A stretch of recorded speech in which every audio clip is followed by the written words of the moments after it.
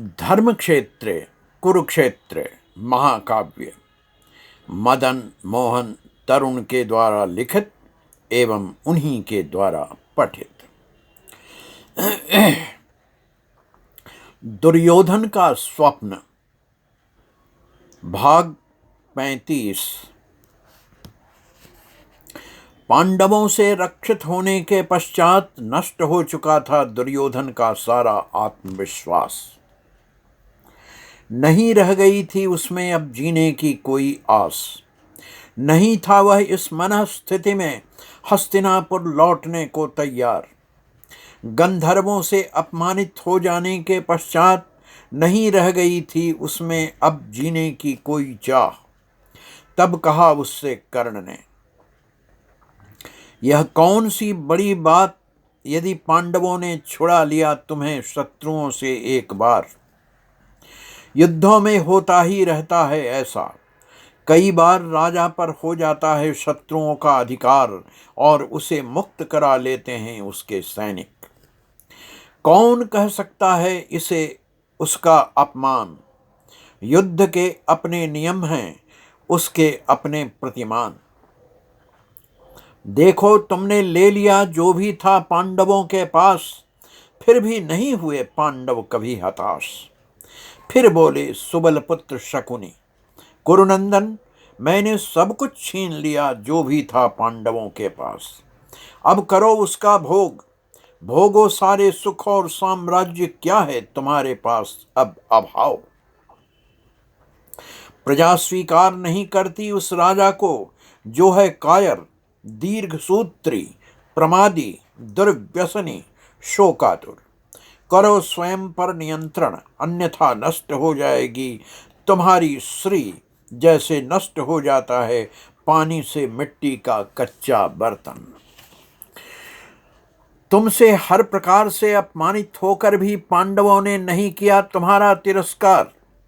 वे हैं नीतिज्ञ, जागृत है उनमें उनका तेज, जो किसी भी स्थिति में नहीं होने देता उन्हें लाचार।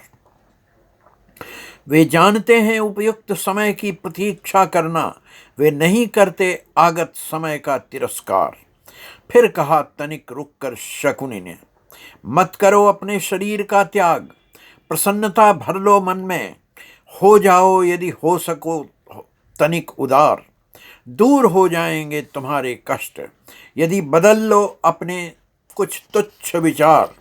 अच्छी है शांति यदि संभव नहीं हो प्रतिकार, शत्रु यदि हो प्रचंड तो उसका संधि ही है एकमात्र उपचार।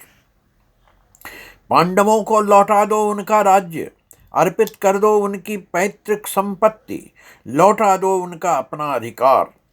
इससे बढ़ेगी तुम्हारी प्रतिष्ठा, लोग करने लगेगा तुम्हें स्वीकार। सुनकर कर्ण और शकुनी की बातें दुर्योधन हो गया और भी उदास। लज्जा से नत हो गया उसका शीश।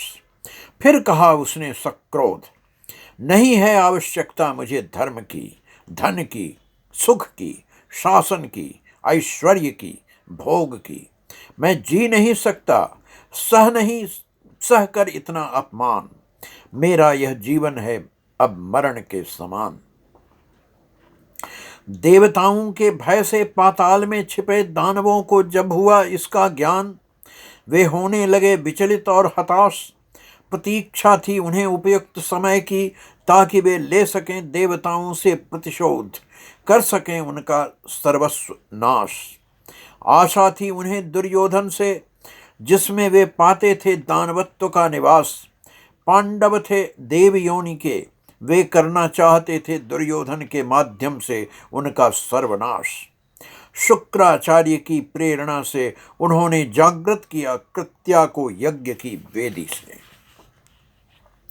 कहा ले आओ दुर्योधन को यहां तत्काल। कृत्या ने क्षण भर में ऐसा ही किया। अब था दुर्योधन पाताल में दानवों के पास।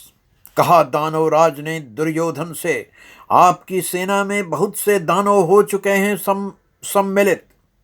वे सब प्रवेश करेंगे भीष्म, द्रोणाचार्य, कृपाचार्य के शरीर में। उनसे नहीं बच पाएंगे पांडव, इसीलिए रखिए धैर्य।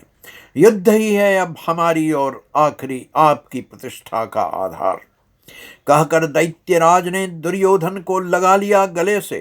कहा, हमारे 1,00,000 दैत्य सैनिक जो हैं विख्यात सशप्तक के नाम से, वे सम्मिलित हो चुके हैं चुपचाप आपकी सेना में। करेंगे वे व्यापक महानाश। इसीलिए चिंतित न हो कुरुकुमार, समय की प्रतीक्षा करें। मिट जाएगा सदा के लिए पांडवों का नाम। फिर होंगे केवल आप और केवल आप। कहकर दानवों ने भेज दिया कृत्या से फिर वापस, जहां से वह उन्हें उठा लाई थी पाताल उनके पास। उधर दुर्योधन ने खोली अपनी आंखें जैसे स्वप्न देख जगे हों, और जगा उनके भीतर एक नया संकल्प। मरूंगा नहीं अब मैं, जीतूंगा अवश्य समर। प्राप्त है मुझे दुर्धर्ष सहाय, अन्य लोग भी हैं मेरी सहायता को तैयार। अब दुर्योधन उठकर खड़ा हो गया। दानवों के आश्वासन पर उसे था पूरा विश्वास। उनके भीतर कैसे कर रहे थे अनेक दानव हुंकार। मन में थी एक ही बात, पांडवों का सर्वनाश। कहा कर्ण ने छूकर अपने धनुष की डोरी, बीतेगा जैसे ही 13वां वर्ष मैं करता हूं प्रतिज्ञा। ले आऊंगा पांडवों को खींचकर तुम्हारे समक्ष।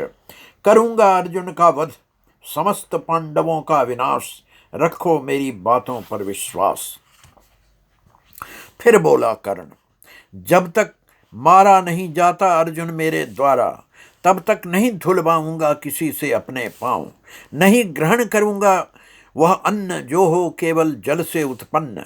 नहीं करूंगा तब तक आसुर व्रत, और यदि कोई कुछ मांगे तो दे दूंगा उसे तत्काल। नहीं करूंगा किसी की कोई याचना अस्वीकार। सुनकर कर्ण की प्रतिज्ञा कौरवों ने किया शंखनाद। लगा जैसे पांडवों का हो गया अभी सर्वनाश। गुप्तचरों से पहुंची यह सूचना वन में युधिष्ठिर के पास।